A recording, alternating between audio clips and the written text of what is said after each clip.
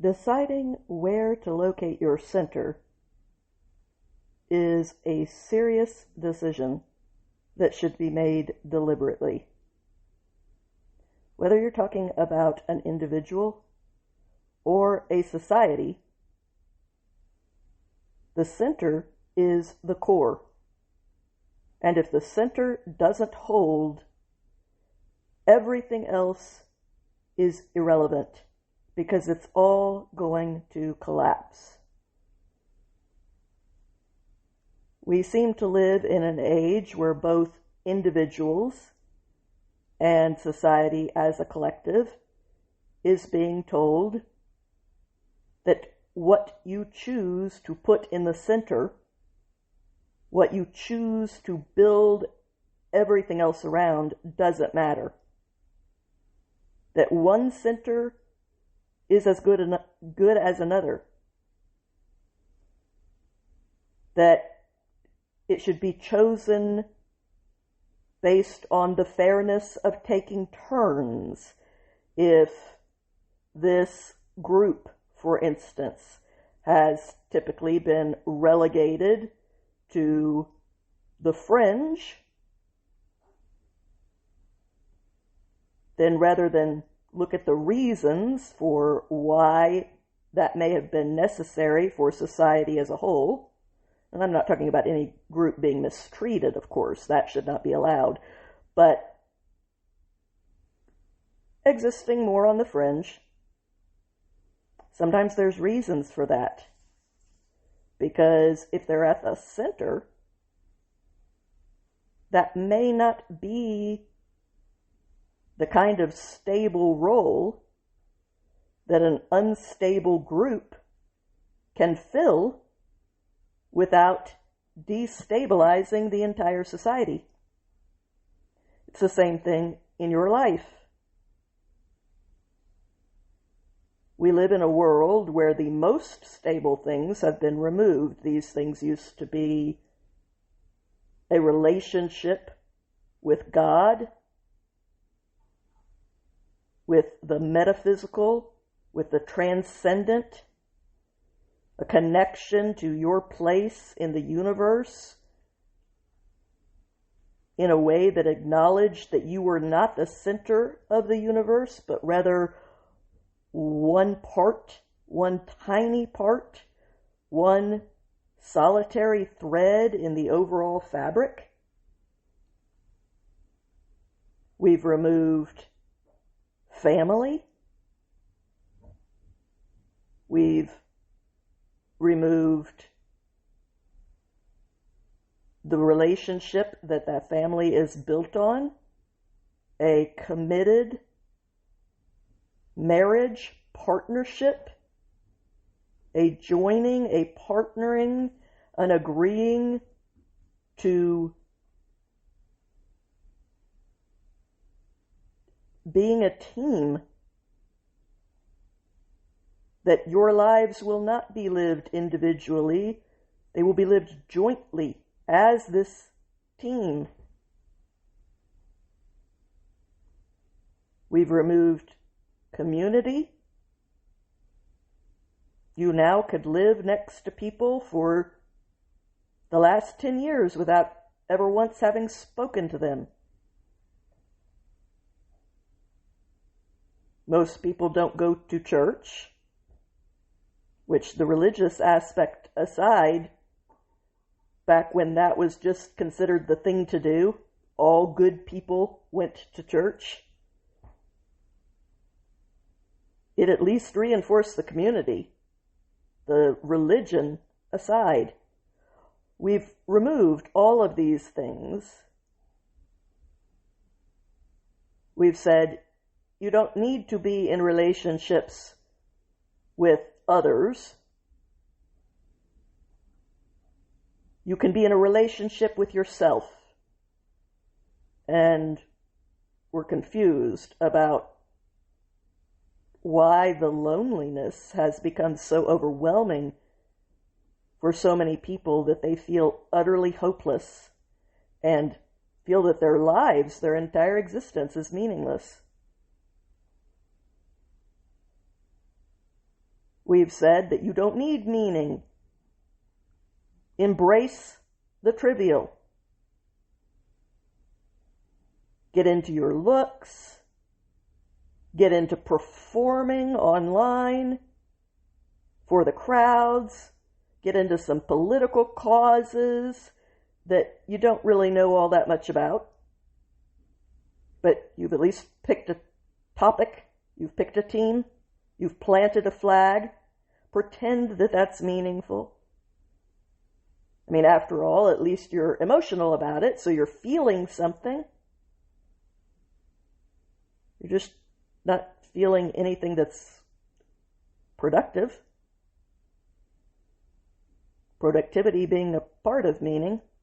It's something that's heading towards a place that you've chosen, a place that you want to go. We've cut off all connection to the transcendent, or to having a grounded sense of your place in the big scheme of things. We said you don't need a big scheme. You can be God. You can be the universe. You will be the only one there. And this self-created delusion will often impact painfully against reality. But let's do it anyway.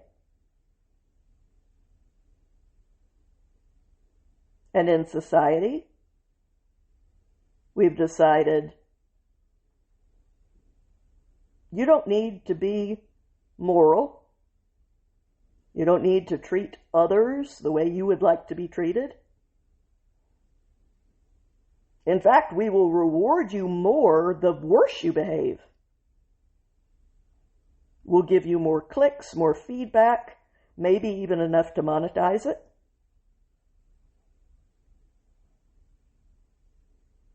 If you are more outrageous than anyone else, treat others worse than anyone else, say things that you, whoever you are, would never say to someone's face, but you practice being someone that you're not online in order to be part of a political group, in order to be part of a sexual group, in order to be part of whatever, in order to get attention, to be outrageous, maybe even hurt others, maybe even children. Maybe you are parading your kids around online like Gucci bags. And now that's actually become your living. So you kind of have to keep doing it, even if it's clear that it's making the child unhappy and that they never chose this. Maybe you saddled them with an identity based on a phase that they were going through, and you won't let them relinquish that as they've aged, because being the parent of a child with that kind of identity is now your identity. And you feel like they're taking something away from you if they want to move on and become a teenager instead of whoever they were at the age of 5. Or maybe they want to move on and become a young adult, be healthy enough to be in relationships to attract other human beings. And you want them to still be the confused adolescent that they were at 11, 12, 13, 14. It matters what you choose to put at the center. These are serious decisions that are going to make or break your life. And they will make or break society as well as the costs continue to accumulate. Now, fortunately, the book of Proverbs talks a little bit about this, which is what got me thinking about all of this. And the great thing about Proverbs is it's fantastic for reverse engineering. It will make a statement that if you do X, Y will happen. And that's great. But you can also use that to reverse engineer. For example, let's look today at a couple of different verses. We're only going to do a couple today, but Proverbs 28:28, for example, says, "When the wicked rise, men hide themselves.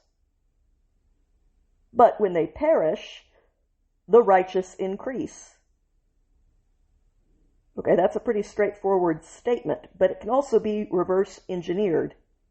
How do you get bad societies? How do you get good societies? It just told you this leads to a bad society. This leads to a good society.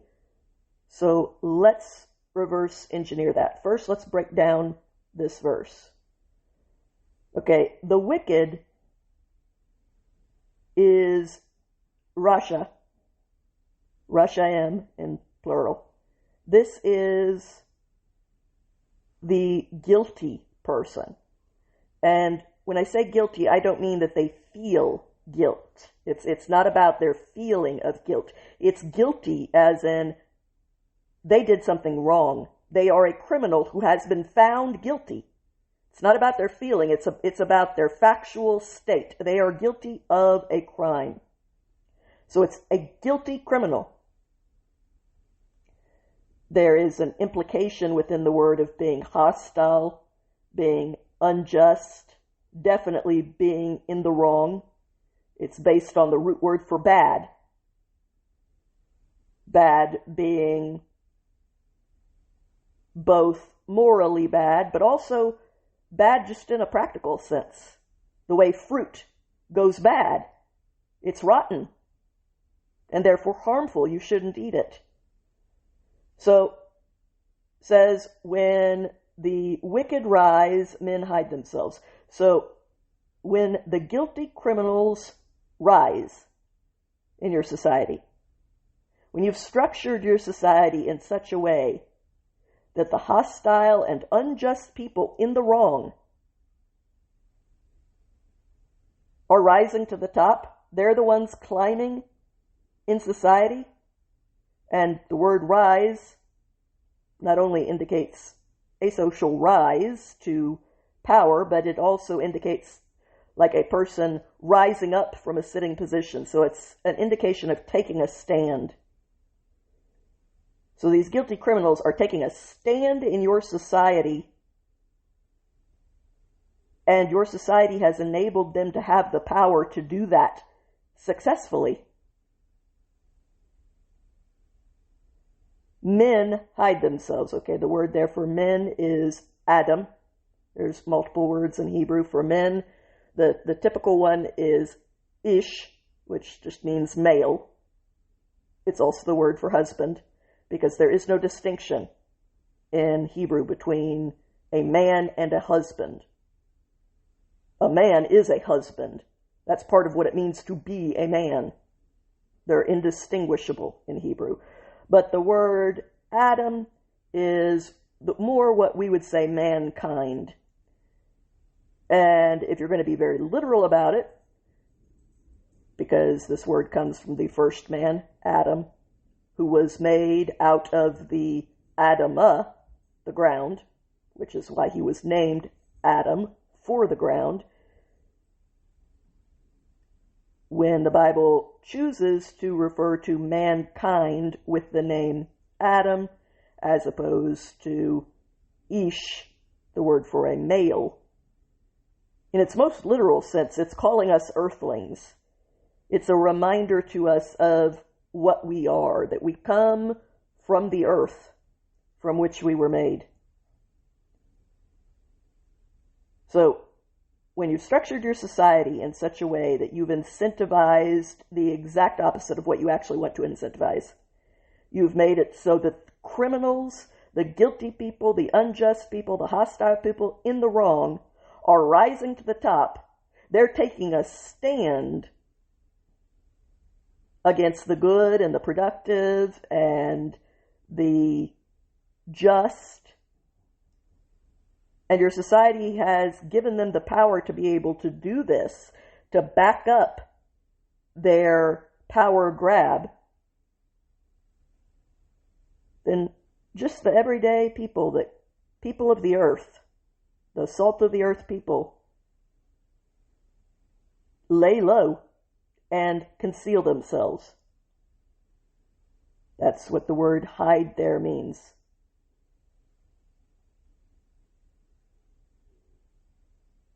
But then there's the second part of the verse. When they perish, the righteous increase. Okay, they who? Once again, they would be the wicked. It would be the corrupt people, as in bad. The guilty, the criminally guilty, corrupt people that are rotting your society. When they perish, basically, this is a word for being lost.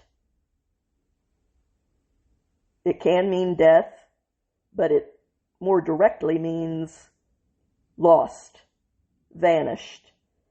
So there's an element of destruction to it, but the primary element is disappearing. It's kind of like when those criminals arrive at the abyss of their own destruction and disappear into it, would be the picture that's being painted.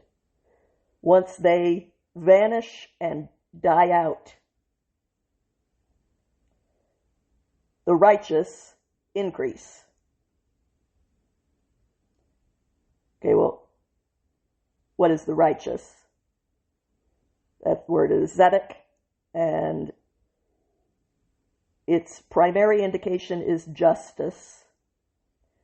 But there's a word for the standard of justice. This is someone who embodies that standard. It's someone who takes responsibility, because everything in life is a choice. Obviously, I'm not talking about things like cancer or something like that, but your behavior is always a choice. And this is someone who chooses to take responsibility for living in a way that embodies. The word is active. It's not about feelings. It's not about inside in your heart. You have principles that you don't act on. Action is very much tied to this word. Someone who chooses to take responsibility for living in a way that embodies and conforms to that standard of just integrity. When those type of people flourish and multiply, becoming great and numerous, that happens when the wicked disappear. So you see right away with this first verse how decisions have ripple effects. When you choose to bring maliciousness, corruption, dysfunction being a major indicator, guilt, and once again not the feeling of guilt, but conviction, being convicted of a crime, into the center, let it rise to the top, let it rise to power, because of the way your society is structured, then the salt of the earth people are going to hide out. And the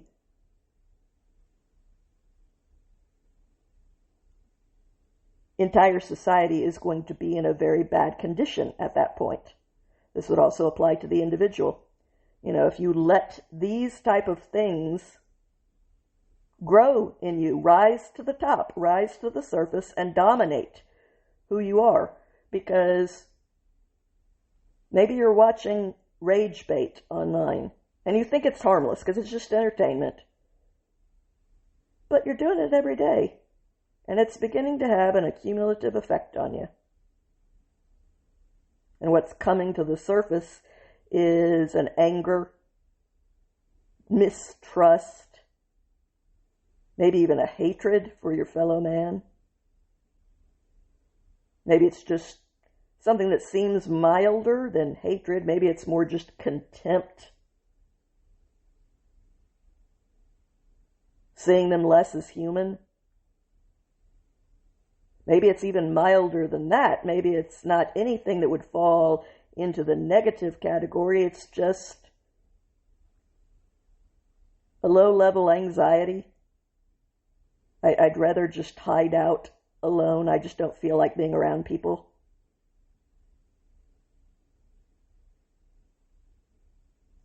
What you choose to place at the center is important.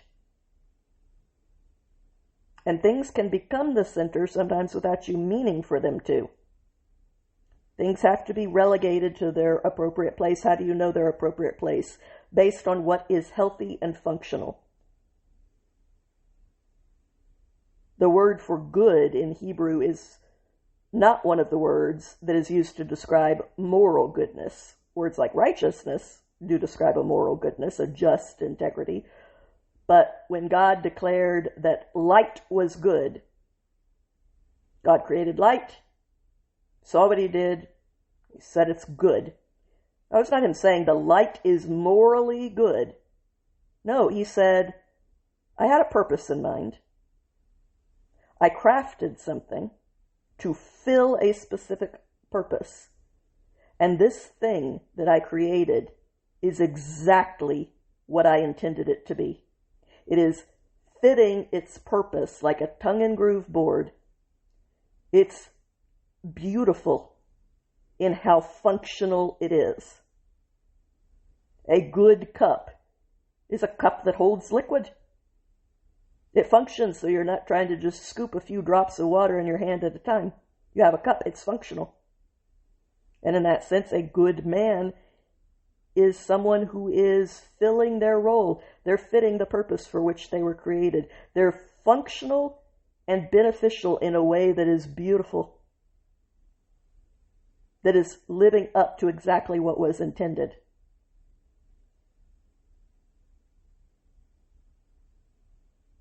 That's what we need to be placing at the center of our lives as individuals and of our society collectively.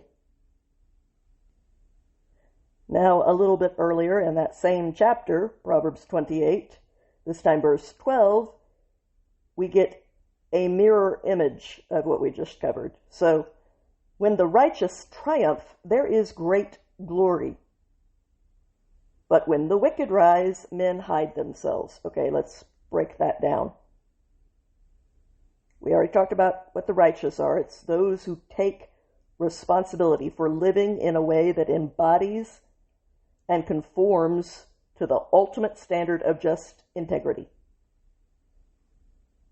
Okay, when it says when they triumph, that's a pretty accurate word. It's a word for both exalting and triumphing. So it's also a word that implies like a jumping for joy.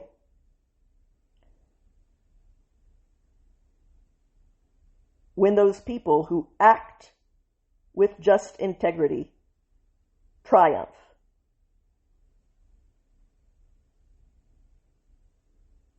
there is great glory. Okay, the word here for glory is where it kind of gets interesting. That word implies a sense of elevation, so it indicates that in their triumph, everyone is raised up. I mean, think about how true this is on even small levels. Like, you watch a movie of a hero that you actually admire. The Odyssey was released this week, so I haven't seen it yet, so I have no opinion about the movie. But you're rooting for Odysseus, right? He's clever, he's a hero. The other people are very bad. The suitors are bad, they're malicious, they're terrible. You want this guy to succeed. And when he does, when he manages to outwit the Cyclops, he manages to survive Poseidon's wrath, he manages to make it through all of these things to hell and back and make it home, there's a part of you that is raised up in that story, in the triumph of the good guy. Yes, because that is built into humanity. And if that's true of even a story, a myth from thousands and thousands of years ago has the ability to raise you up internally, then is it surprising that the Proverbs is making a claim that yes, when you do that in your society, when those people of integrity and justice who live that out triumph, they come out on top because you've arranged your society in a way that allows for that. Everyone is going to feel elevated by that. Everyone is going to be raised up. The word glory also carries a sense of beauty and honor. So it's a beautiful recognition. This beautiful recognition is what is elevating, kind of like in the story. Like I said, there's the beautiful recognition that yes, the hero should triumph. It's depressing when they don't, even in a fictional story. And it's life-affirming when they do. So structure your society accordingly. This is, finally, a word that indicates a healthy sense of admiration, which is what you want in society. There's going to be admiration of something. But what do you want it to be of? Do you want it to be of the drug-dealing gangbanger? Do you want it to be of the bigot? Do you want it to be of the rapist? The dysfunctional person? The mentally ill person? And I'm not saying like a person should be shamed or something for having a mental illness. I feel nothing but pity for someone that has those struggles. But do you want them to be admired for that? Only if you want more mental illness.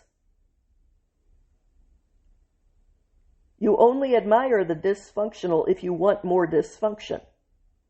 Doesn't mean there's a big choice, a wide range between admiring something and shaming it. No one says that if you don't admire the dysfunctional, you don't put it at the center, that means you have to beat up on people. Well, of course you don't. There's a whole range of behavior in between. But when you move it all the way into a place where it doesn't belong, where the dysfunctional is admired, you're going to get more dysfunction. This is a healthy kind of admiration. So, when your society is ordered correctly, the righteous are triumphing, it's lifting everyone else up. In practical ways, but also just in a spiritual sense. People feel good about life. But when the wicked, again, the guilty, the criminal who has been hostile and unjust to others, the bad, as in corrupt, dysfunctional, unhealthy, person in the wrong, who is not behaving with just integrity, who is living out the exact opposite of that,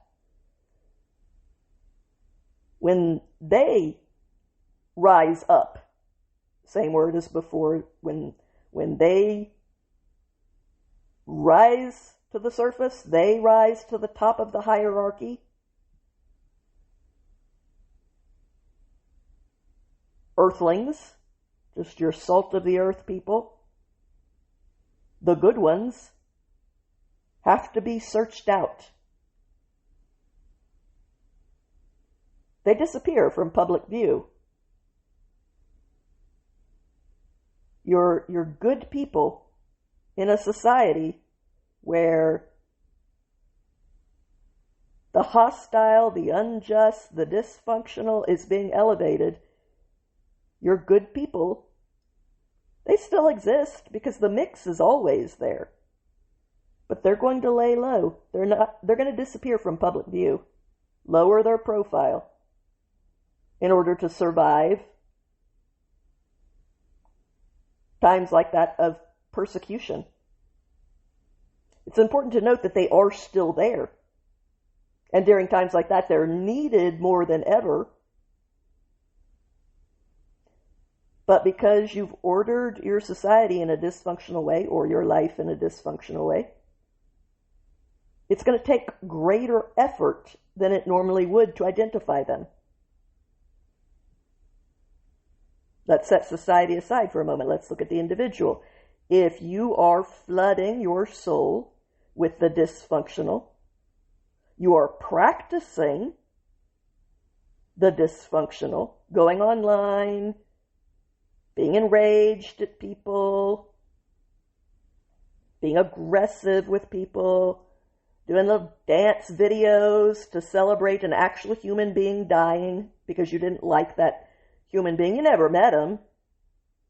You probably never even listened to the things that they said, as far as like, did you ever sit down and watch even one full end-to-end episode of their content? Or is everything you've seen clips that are cut by the people that want to make a very specific point, no matter how dishonest that point may be? And look, people are probably going to think I'm talking about Charlie Kirk, and I am. But it'd be just as true to say this to people on the right of the clips of the people on the left that they hate. Maybe they are saying exactly what they appear to be, but the question stands.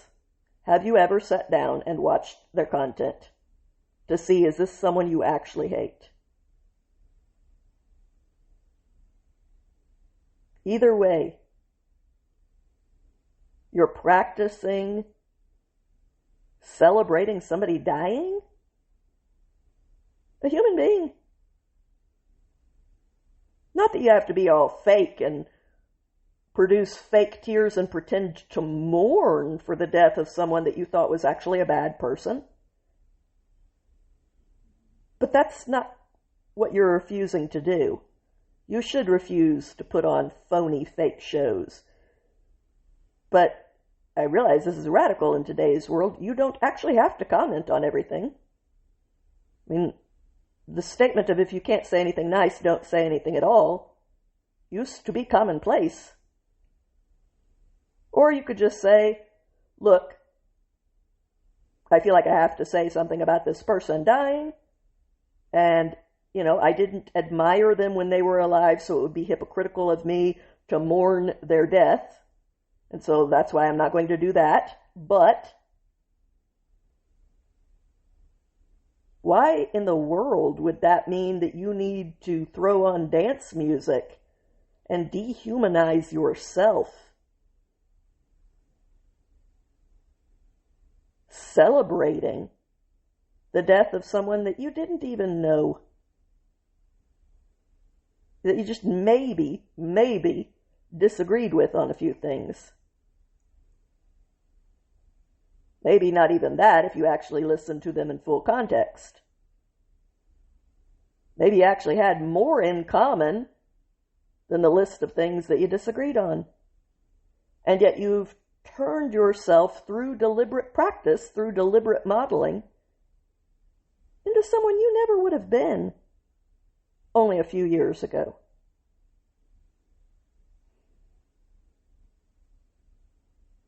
As opposed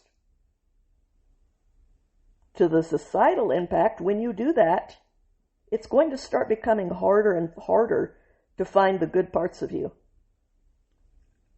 The parts that know what's right and wrong. The parts that know what's just and unjust. Those parts are going to go, okay, I'm just going to slip under this cover here. It's going to be a lot harder to start finding them. They're there. They're needed. But you are creating an environment in which they are going to be harder than ever to locate. Once again, true of society, true of the individual.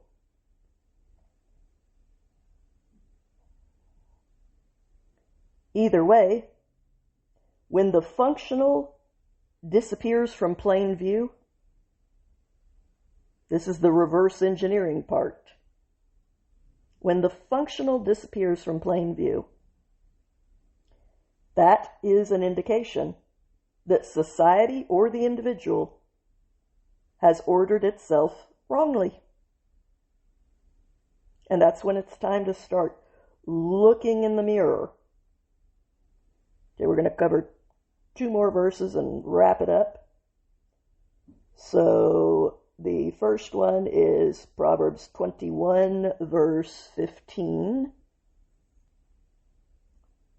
The exercise of justice is joy for the righteous, but is terror to the workers of iniquity. Okay, the word there, exercise, is to accomplish. So accomplishing justice, succeeding in it. Of course, that's a cause for joy for people that are just people.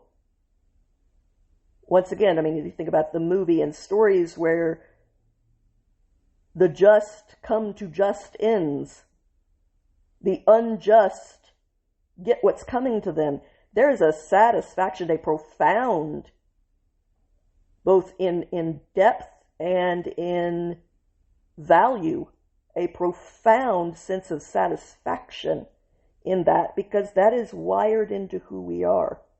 And as for justice, that is a word that refers to 2 things: verdicts, like you would think of a guilty, not guilty verdict in a legal case, or if in a civil case, the restoration of money to make the victim whole, or the opposite, somebody's trying to unjustly get something they don't deserve and they are told no.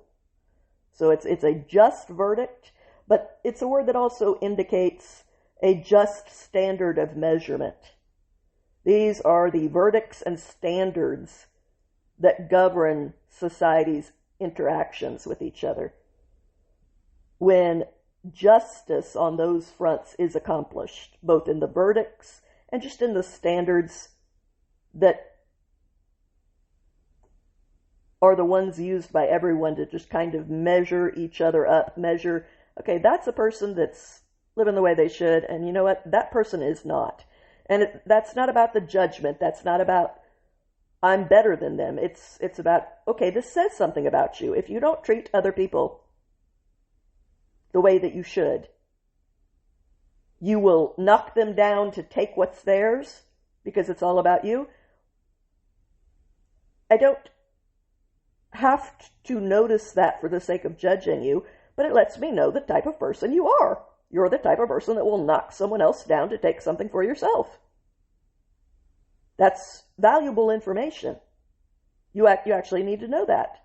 And you didn't knock that person down, but you walked over there and you helped them back up.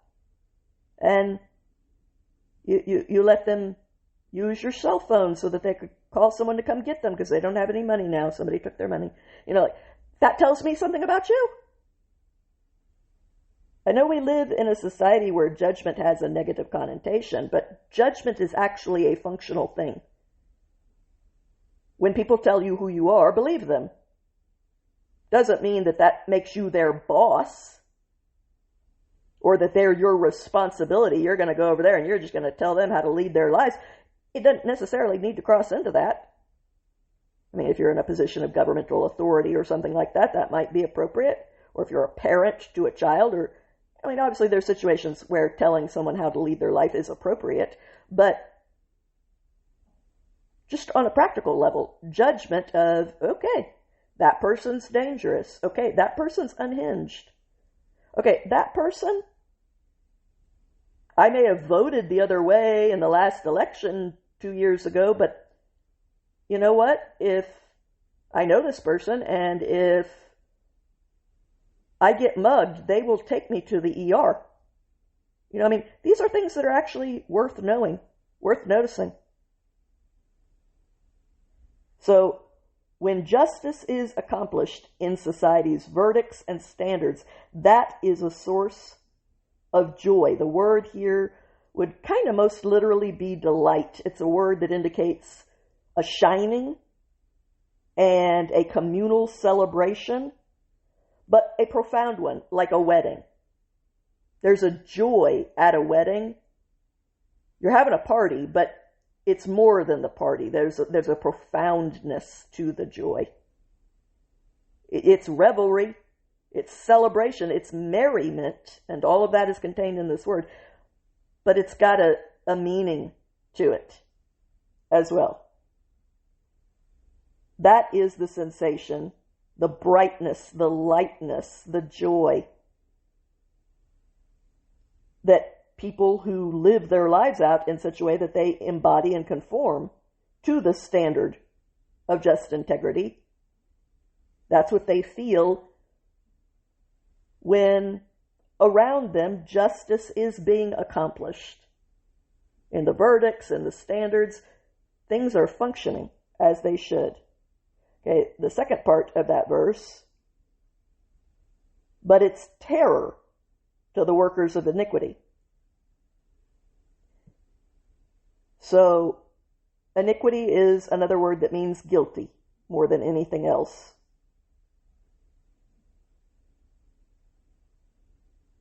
Workers, well, let me back up.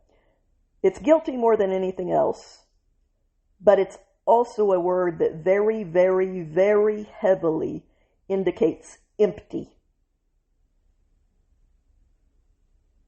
And emptiness in a way that creates sorrow, specifically. It's a word that's sometimes used for idols. They are empty. They're not a connection to anything transcendent. They're not actually God. They're empty. And the emptiness is a source of profound sorrow. So, these guilty people, they're doing wrong because of their emptiness. Their life is not built on anything substantial. It's all illusions. And so that has twisted them. They are twisted, that's part of the word. Being warped. Even what you would say perverted, but in a literal sense, as in bent. You were straight, now you've been twisted, you've been perverted into this crookedness. And you treat others that way, so you're guilty. But it's the workers of iniquity. This word for workers would indicate a builder, a construction worker. So it's the guilty people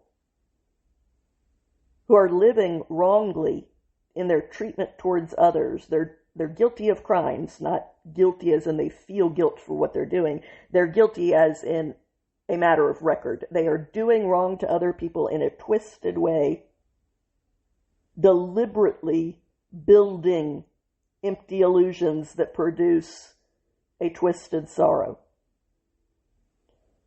For those kind of people, justice is a terror. this is also a word for destruction.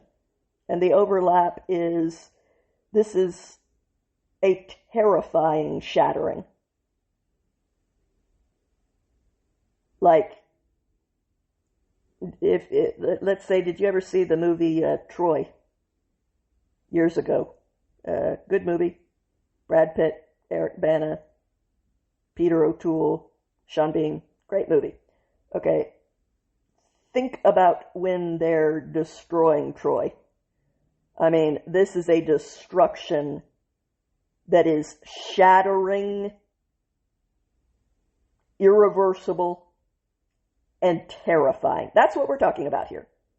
This would be the word for that. If that story had been written in Hebrew instead of Greek, this would be the word that was being used.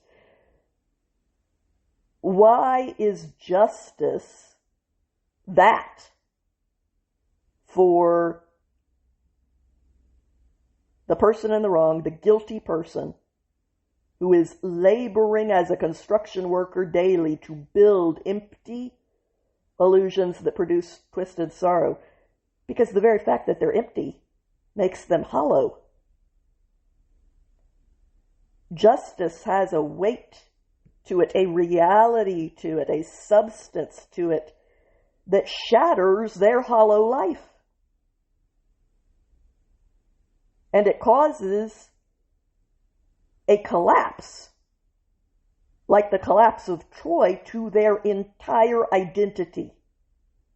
Their identity being that guilty, twisted person whose whole life has been built on this empty, hollow illusion that's produced nothing but sorrow. The word here, indicates a destruction that is so complete, so thorough, that it breaks even the will to resist. Whether because of intimidation or just discouragement. I mean, you would think of maybe like the survivors of Troy. There's no fighting back. I mean, they're just broken. They're broken. They'll probably be broken for the rest of their lives. That's what we're talking about with this word. So you got to understand what this verse is saying is that justice, society functioning productively in its verdicts and standards of measurement, is debilitating to a person whose life is twisted, hollow illusions. And that's why they react to it in the way that they do. In a way, you almost feel sorry for them.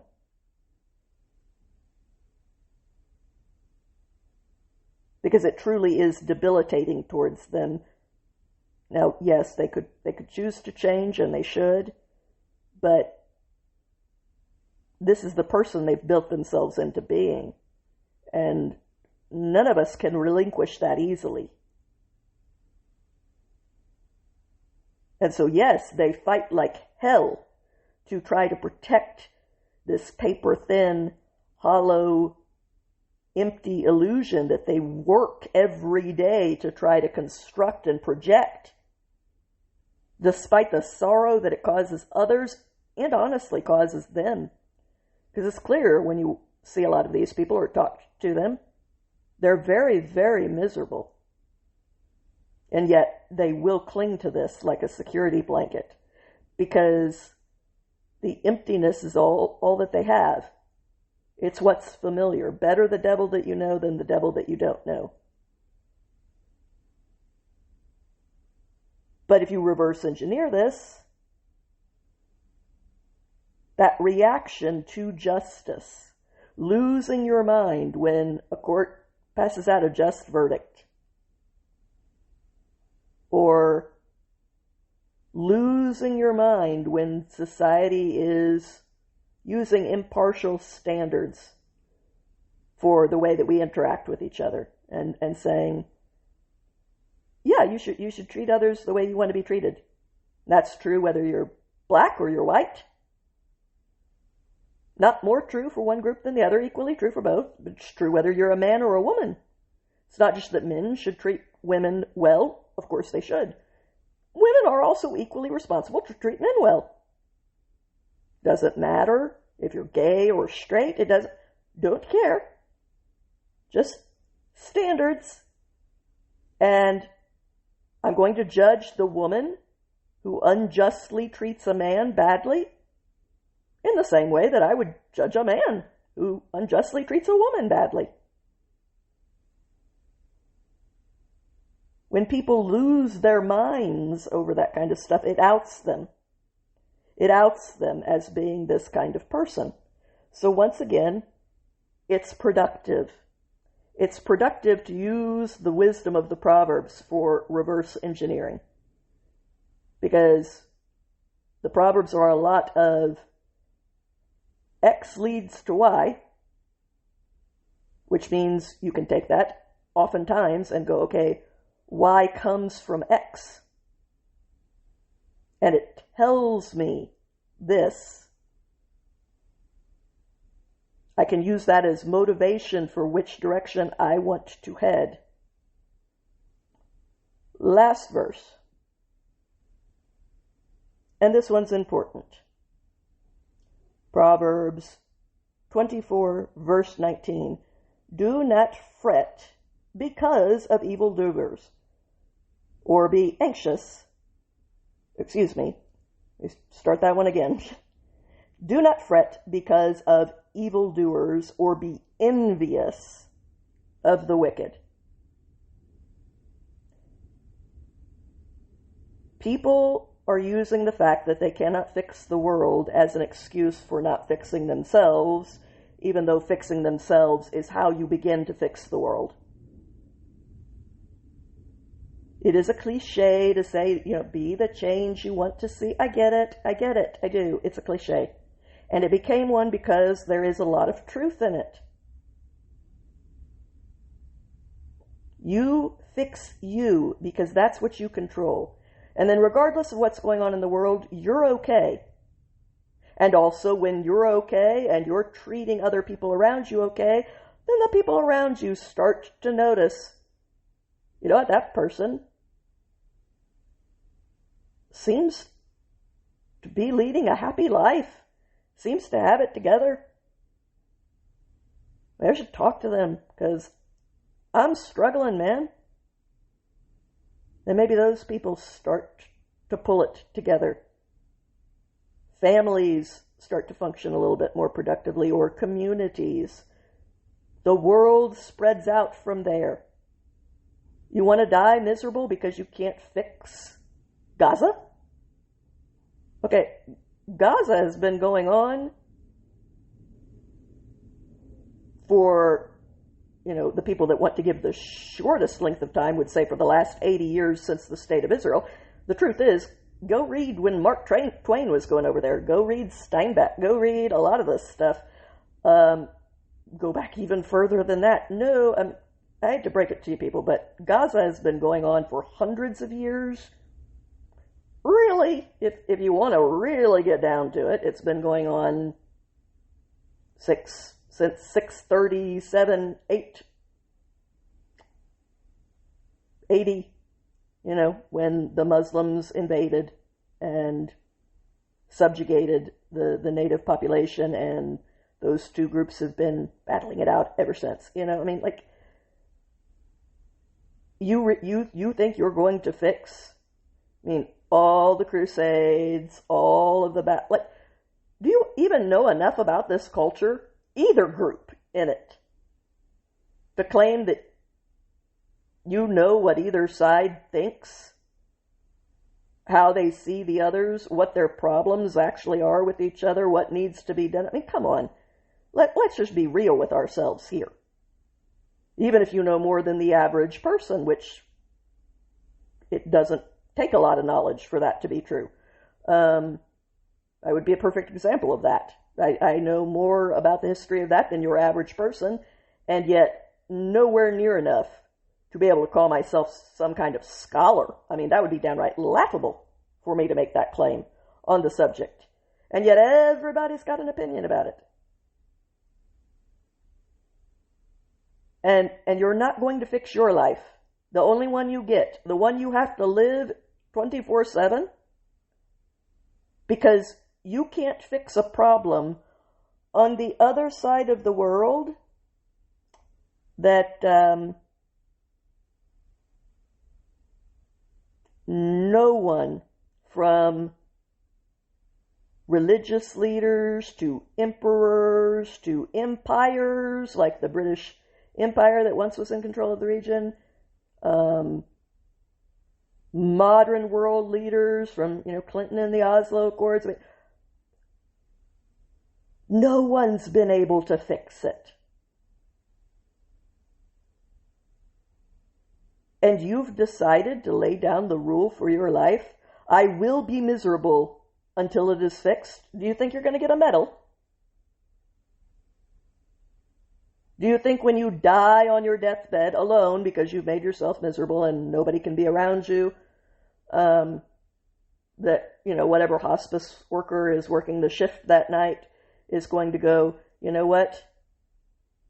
You were committed to a cause enough to make every day, 365 days a year, 7 days a week, 24 hours a day, 60 minutes an hour, frickin' miserable. I present you with the medal of causes. I mean, is that what you think's going to happen? No, your life will be over. And it will have been miserable by choice. So that is what this verse is talking about. That's why it's important. It's why you do actually need to work on you, work on your relationships with the people that are actually in your life. If you're going to be involved in politics, be involved in your community politics, your local politics, because that's what has the biggest effect on your life. If you still have any time left over from there, well, okay, then get involved in state politics or national politics. And I guarantee you will never make it to world politics. But you know what? If you are freaking Clark Kent, good for you. I will cheer you on at that point. But you are not going to do it in reverse order. You are not going to fix the world and then have it trickle down to your country, your state, your community, your family, and you. You will die waiting for that to happen. I promise you that. So if that's the only bargain that you're willing to accept, you have signed a contract that you are going to have a miserable life to prove a point. That seems like a pretty dumb thing to do, because like I said, no one's going to give you a medal for it at the end. So we'll break down this verse and wrap it up. Don't fret because of evildoers. Okay, the word here for fret has a connotation of like working yourself up into an anxious mess. Over evildoers, we're going to circle back to the fretting part in a moment, but over evildoers, the doer part is heavily emphasized. This is people who act with malice or corruption, rot. People who are causing destruction, dysfunction, and harm. The main indicator of the word fret in the original Hebrew is heat. It's a burning and a smoldering, implying with resentment. It's also a word that would be used for rivals, most especially like when you had in the Old Testament maybe two women who shared the same husband. So it's a burning resentfulness or a reflexive competition with a rival. So you've worked yourself up into an anxious mess. You're engaged in this because inwardly you're burning, you're consuming yourself with the heat of a resentment. And as far as your actions, you've lost control of those because you're reflexively competing in a rivalry with someone. They're living rent-free in your head. They own your life. Your property is now their playground. Chafing because of evildoers.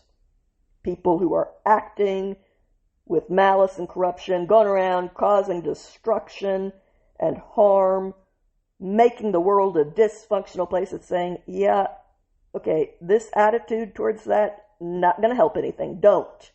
It's a very emphatic word. Don't! Exclamation point. It's a command. Don't. No. No, no. Don't.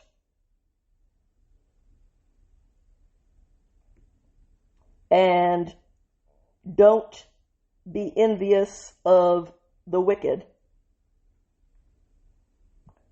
So, the word is translated as envy, but it's really the word that we would use for zealous. It can include envy. It can include jealousy, but it's not limited to those. It's a zealousness. It is an intensity of emotions. Whatever the emotion is, it's the intensity, like you can't let it go. It's that.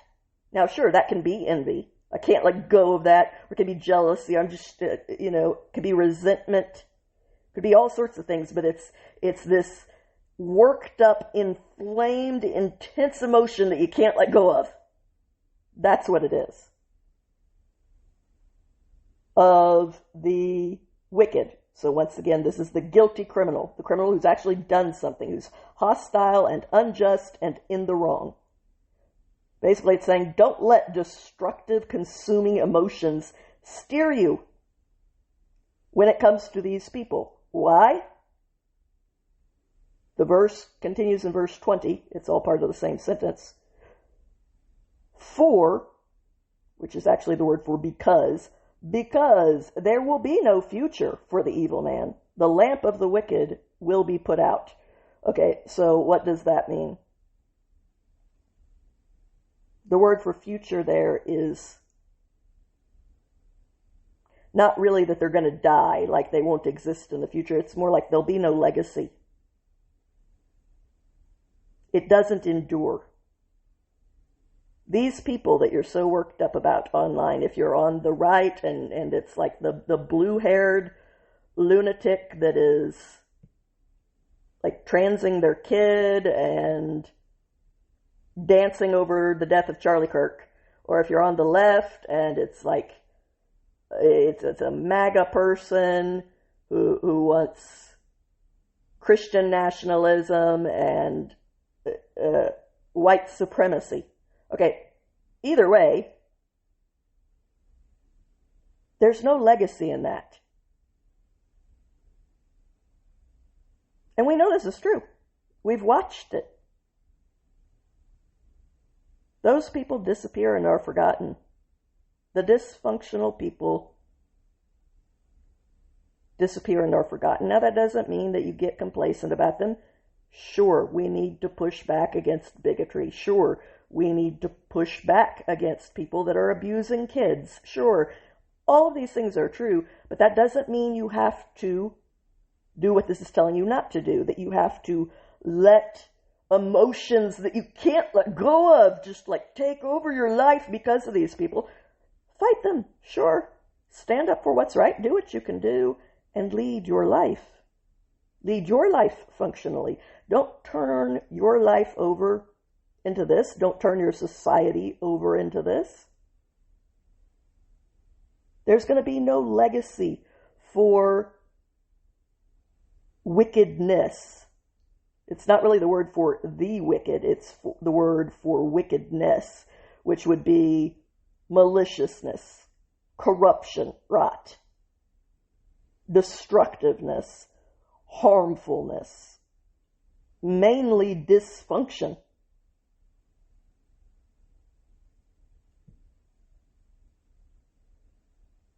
It has no legacy. It has no destiny. It has no enduring substance. It's something that exists in the now because people have free will and that particular person has chosen to live that way. Okay.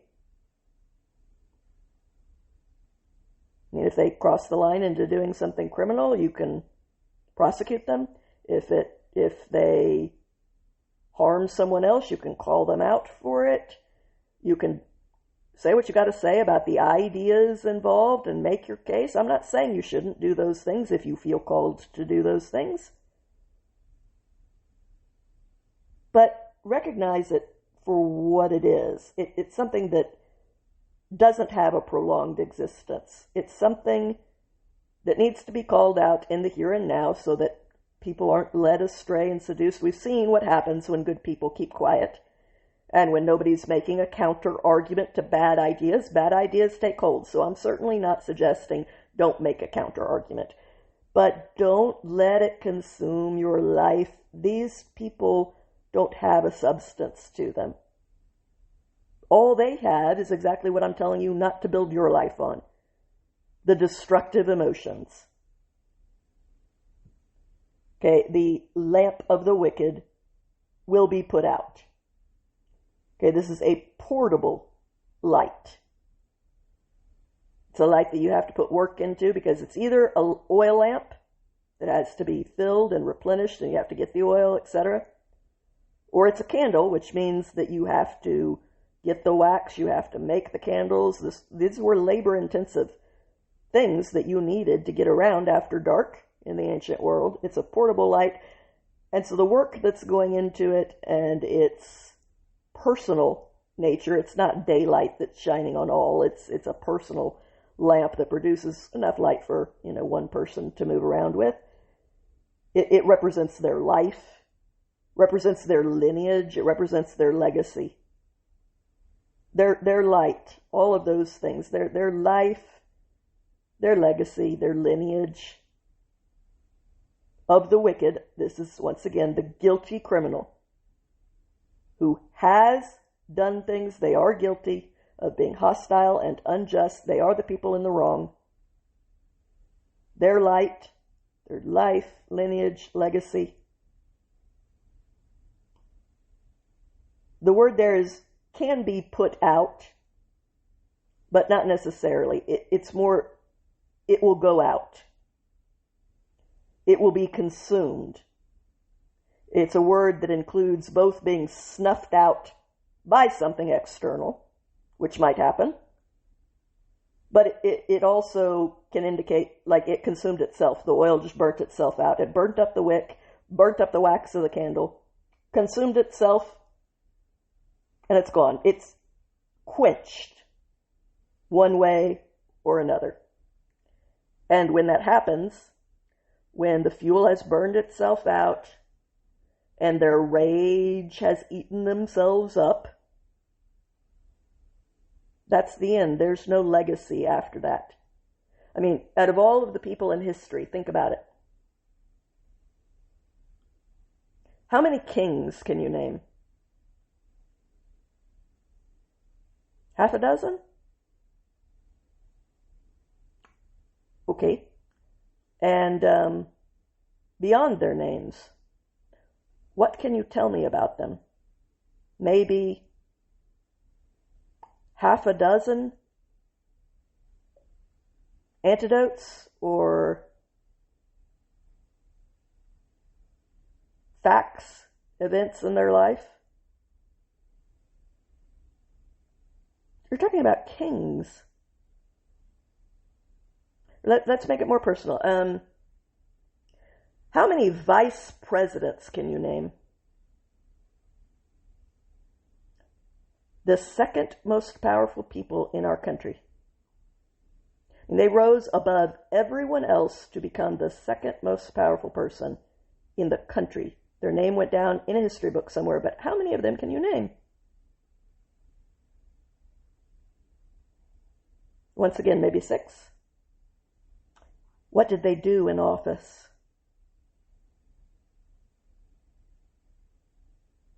Okay, let's be real here. I doubt you can name all of the presidents. Some people can, but most people can't. This was president of the United States. In their day, the most powerful man on earth. You don't even remember their name, much less what they did. If that is true of kings and emperors and presidents and writers and even, yes, celebrities, take a celebrity who was the biggest star in their day, who was, I'm sure this actual magazine event did not go back this far, but let's pretend for a moment that it did. Who was Sexiest Man of the Year in 1961?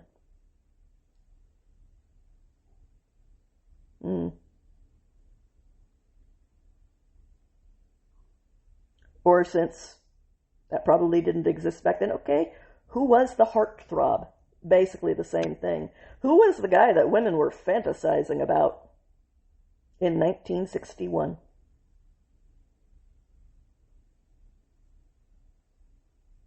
If you had taken a poll, who was the woman that all the men wanted? Okay, none of our legacies are going to last forever. Because if the biggest stars of their generation, the most powerful man on the face of the earth in his day as the president, frickin' emperors of empires that covered vast swaths of the globe, and at most, maybe you're one of the people that can name a few things about their life. Tell me about Xerxes. Okay? Xerxes the Great, right? Ruled the Persian Empire. One of the biggest empires on the planet. The biggest at the time. Wealthy, powerful, massive. Went to war with Greece, Sparta, the 300 here. I mean, let's go. What do you know about Xerxes? How many wives did he have? What sort of laws did he pass? How did he treat his generals? Other than the stand of the 300, name another battle. My point. Even those people's legacy fades. Sure, the difference is you can go look up that information in a book if you want to. But it's kind of liberating to realize you aren't going, if they don't have a lasting legacy outside of a footnote in a library that you have to go look up, and most people never do. You aren't going to have a legacy that lasts. If they didn't, what in the world have you done that makes you think you're going to outrank them? Much less some blue-haired person celebrating Charlie Kirk being shot through the throat. Much less some Christian nationalist who wants everyone who's got less than 80% British ancestry to be kicked out of the country and votes taken away from women. Okay, you probably can't tell me that much about Napoleon. Somebody's going to remember them. Once again, I'm not saying ignore them. That's not healthy either, because we've seen what happens when people make stupid arguments and other people are complacent enough to say, well, everyone knows that's baloney, we don't even need to make an argument. And then you actually wind up with the next generation who never heard the arguments that you took for granted actually being seduced by some of the stupidest stuff to ever come out of anyone's mouth. So I'm not saying ignore them. Make a case. Fight the good fight, yes.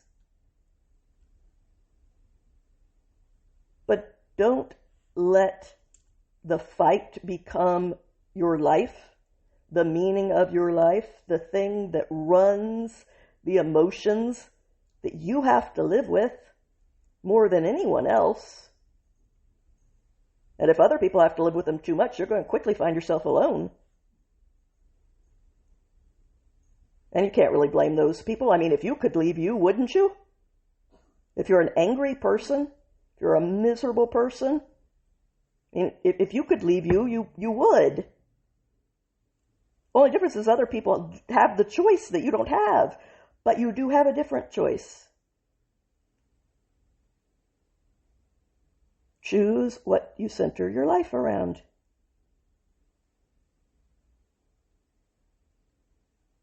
Stop putting the dysfunctional in the center. How do you know it's dysfunctional? Is it harmful? Doesn't even have to be universally harmful. You know what? If you've got a peanut allergy, peanuts are not immoral.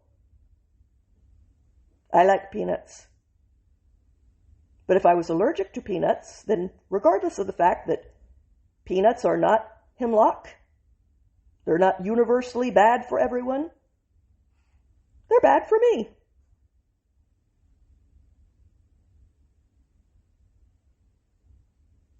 So if you're watching content and it's like, yeah, but that person, I don't think they're a malicious person.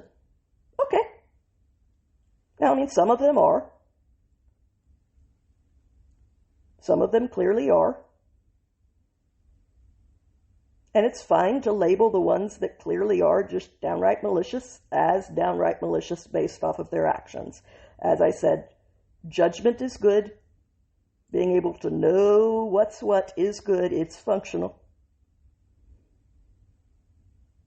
But if it's like, yeah, but this person's not that, okay.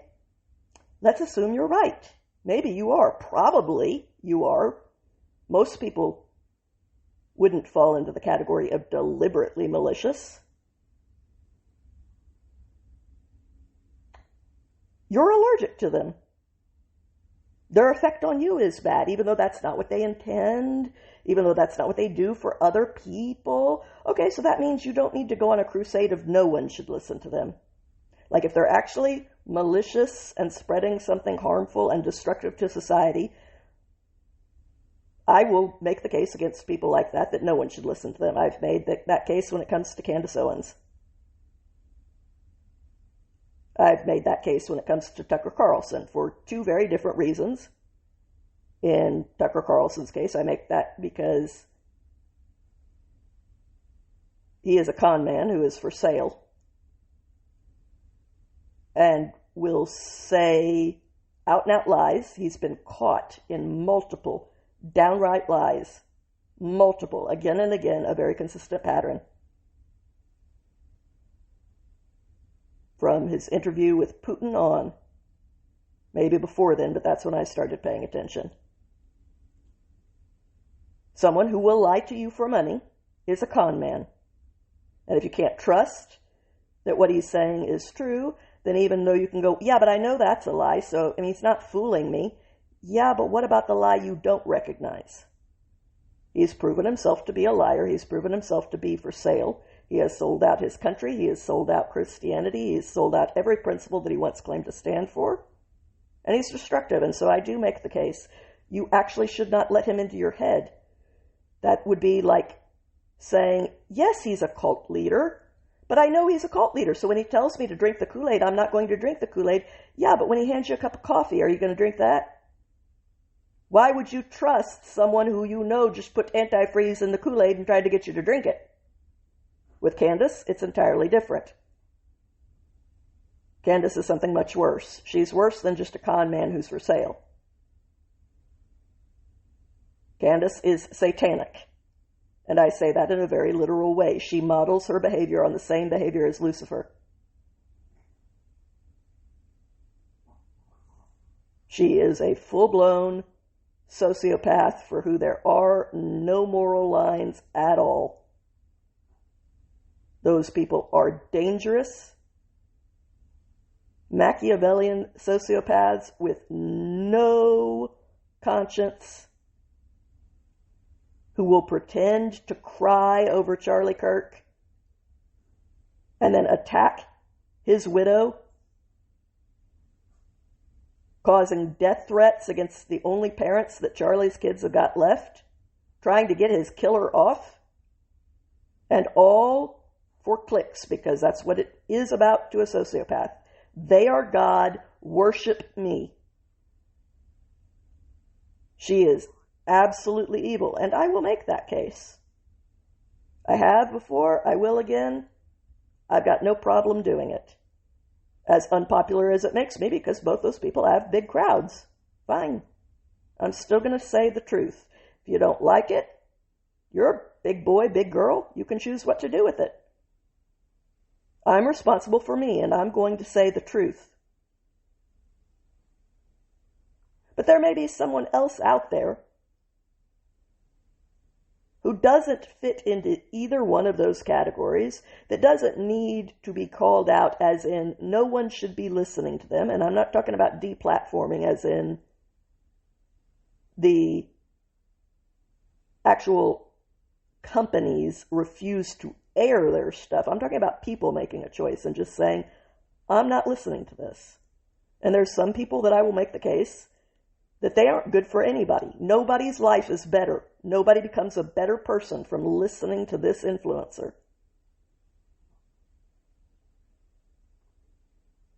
They can only become a worse person for it, and therefore they should not do it. They should make that choice individually. That's not the same thing as calling for them to be deplatformed, which I'm not calling for.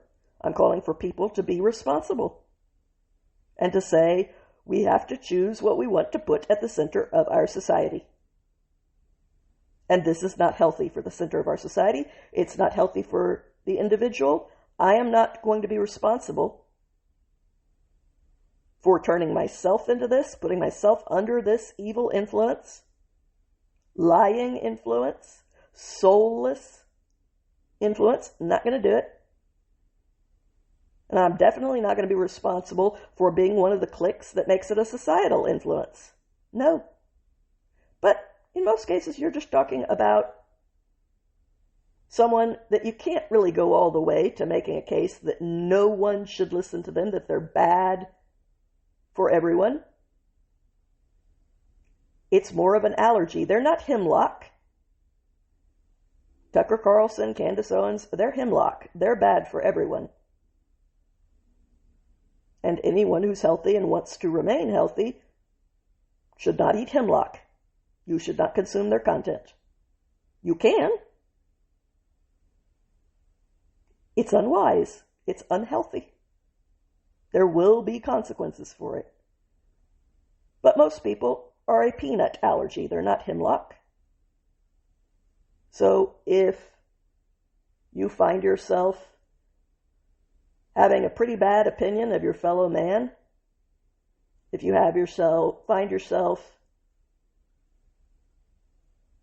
more and more angry, or even not that, let's say you watch like a Piers Morgan thing. I don't watch his stuff for this reason, but let's say you do. And after watching 4 or 5 people try to yell over each other at all times, and it's coming at you, blah, blah, blah, blah, blah, blah, and everybody's so angry, blah, blah, blah, and by the time you turned off, you're just like mildly anxious. It's not a positive feeling, it's a bad feeling. Okay, well then you've got an allergy to Piers Morgan. You shouldn't watch him. I'm not calling for no one to watch him, no one to listen to him, but okay, if that's the effect he has on you, why do you have to be what everyone else is? It's okay to be allergic to foods. You know? Your mental diet is like your physical diet. You need to do what's right for you. And healthy individuals is how we eventually get to a healthy society. And healthy societies is how we get to a healthy world, so on and so forth. And that's one of the great things that really is useful about the Proverbs, is so much of it can be reverse engineered to see what turns you do and don't want to take. And especially to see what role models you need to be looking for. So much of it is giving you tells. A righteous person does this, Okay, well, that implies that when you see someone doing that, that's evidence that they're a righteous person. A wicked person behaves this way. It's like, okay, so you see someone doing that, that's an indication, it's a single piece of evidence that this is what you're dealing with. You get enough pieces of evidence, it's enough to say, okay, you know what, all I've got with you is evidence of empty illusions, selfishness, being unjust to others. I've got no evidence that in your actions, because that's what you judge people based off of, their actions, not what they claim their motives are. You have no access to their motives. It's very easy to lie about your motives. Your motives don't actually matter to other people. Now, they matter to God. God cares about the heart, but the rest of us aren't God. We don't know your motives, so they don't factor in for us. We are to judge you by your fruit. You will know them by their fruit. A good tree does not produce bad fruit. A bad tree does not produce good fruit. You will know them by their fruit. This is how we're told to evaluate people. Actions, outcomes. What do they produce? Do they produce division, bitterness, resentment, dysfunction? Or are they producing like restored relationships, a move towards the healthy? Aid in directions towards the functional. You have to choose your role models, both as an individual and as a society. But once again, unless you're actually in a position of power, the only way you have to control society is by controlling yourself. Posting hashtags ain't gonna do it, okay? Let's be real here. No one cares. There are millions of people and many more millions of bots posting hashtags. It doesn't mean anything. It certainly doesn't change anything. Make your case whenever you want to, but on whatever subject you want to. But at the end of the day, what's going to have the biggest effect is you working on you. When God creates man in Genesis, he puts him in Eden, a walled garden. Why is it walled?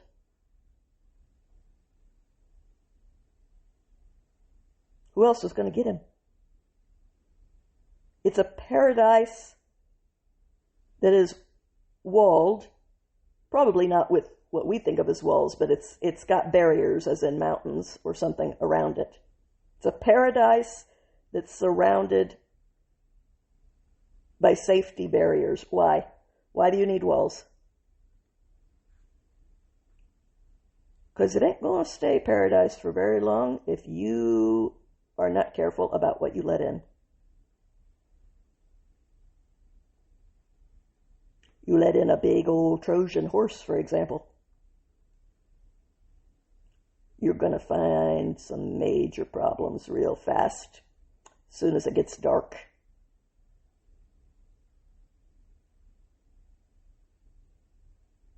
God gives each one of us a life, tells us to till the ground, be good stewards. Gave you this walled garden, tend it. It's meant to be a paradise.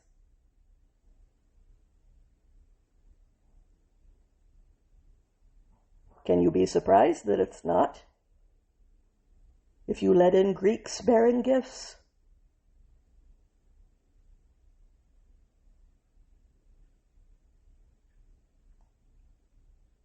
we have the agency to make our lives better or worse. Yes, there are some things in life that you don't have choices about. Believe me, I know that. I have several disabilities. I've put multiple people that I loved more than anyone else on the planet into coffins, looked at the lifeless shells that were the bodies of the people that I loved, closed the lid, put them in the dirt,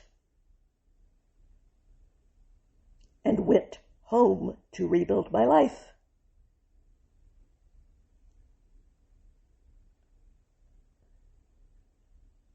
There's people out there that have struggled way, way more than I have, okay? I'm not Christopher Reeves. I'm not Corrie ten Boom. I did not come out of Auschwitz and find some way to show up at work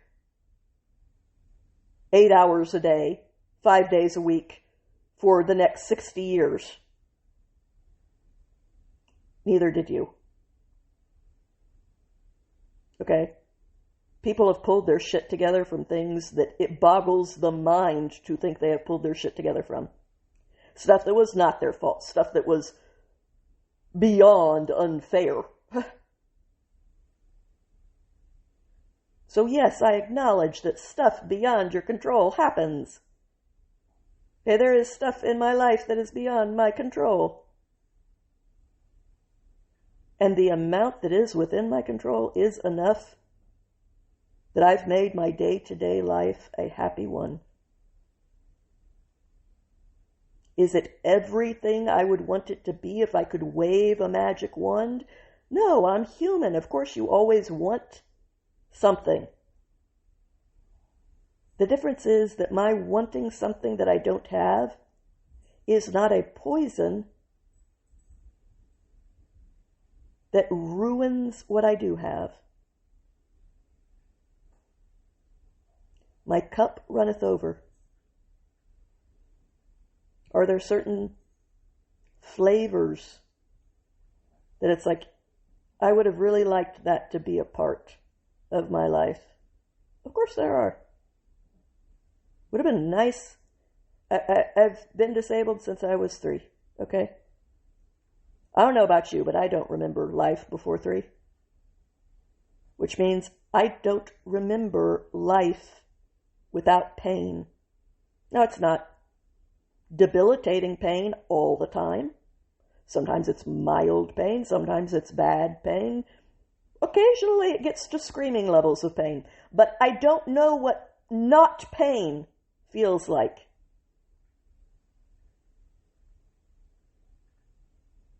Don't know what strength feels like. And I'm not talking about the strength of, an Achilles here, okay? I'm talking about being able to get into a product from a store that a child could get into that I wind up occasionally throwing against the wall because I've lost my mind that does everything have to be this hard?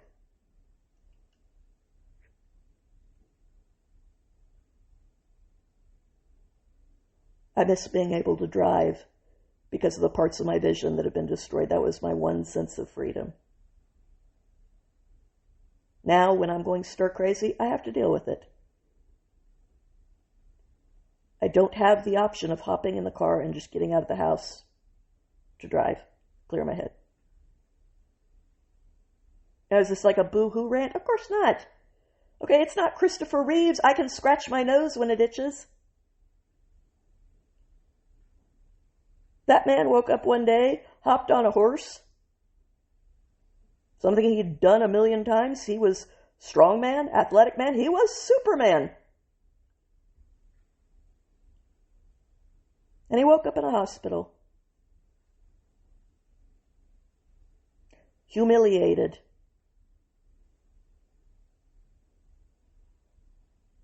Was never going to make love to his wife again. Ever. Was going to have his butt wiped by someone else. Humiliated, degraded, emasculated. So I am by no stretch of the imagination under some delusion that no one's ever had it as hard as me. Oh, give me a break.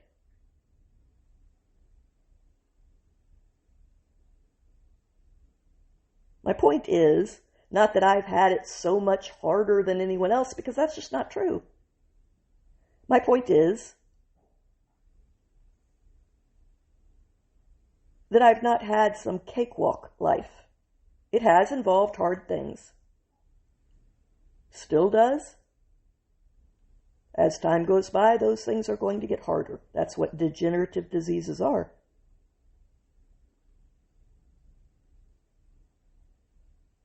And I am telling you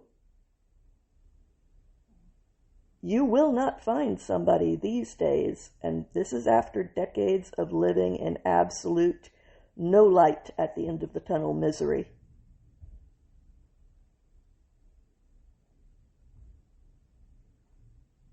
But for the past 5-6 years, long enough where I can say, yeah, it's not just a blip. You will not find anyone else who gets more enjoyment out of the things that we all have access to than me.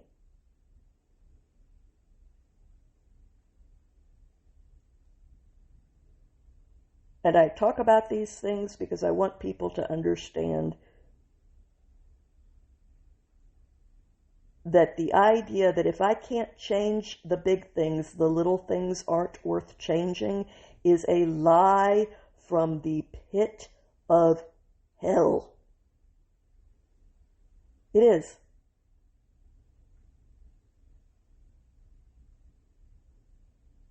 Because I can tell you from experience that changing those little things made the difference between unbearable and joy-filled. You do not have to be able to change the things that you can't change in order to arrive at a good place. What do you have to lose by trying it? What do you have to lose? Worst case scenario? Worst case scenario. It doesn't improve anything and you go back to the way things were.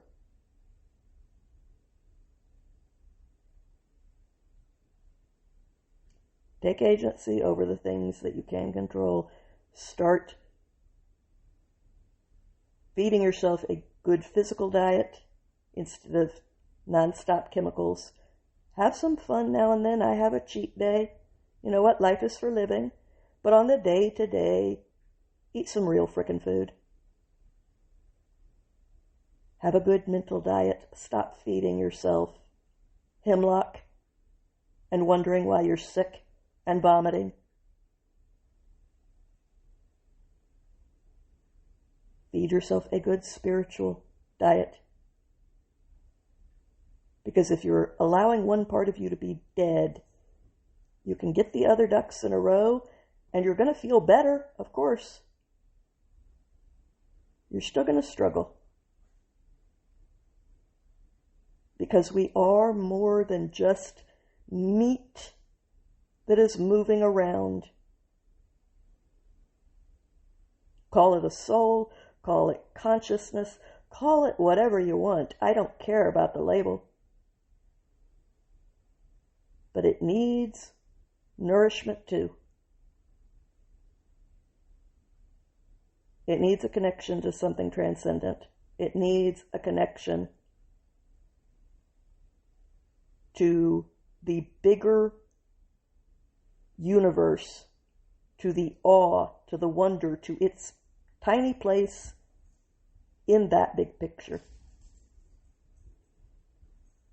These are choices you can make, and they do make all the difference. I know because I've lived it. I keep living it because it works.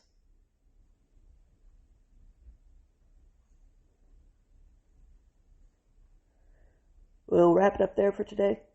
I hope you enjoyed today's episode. You know, if it was something that you needed to hear, the hope that that is true for one person out there is why I bother doing this. If it's something you think someone you know would benefit from hearing, you know, feel free to share it. I always appreciate likes and follows because that's what ultimately makes these things successful. But at the end of the day, it's not even about that. You're a human being. I'm a human being. If something in my life story, in the things that I find in these passages that I find interesting, that gives me some inspiration, helps me look at things in a new way, helps you do the same thing.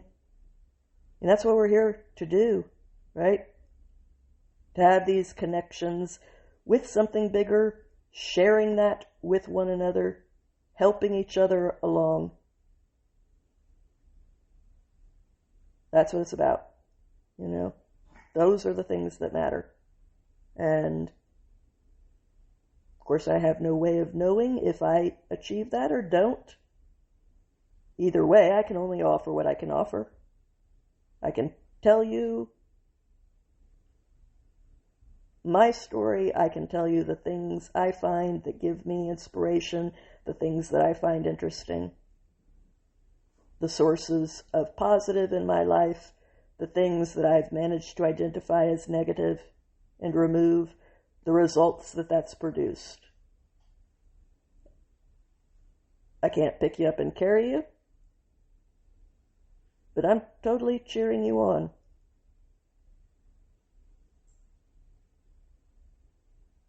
So, I hope you come back again next week, and until then, choose to have a good week, my friends.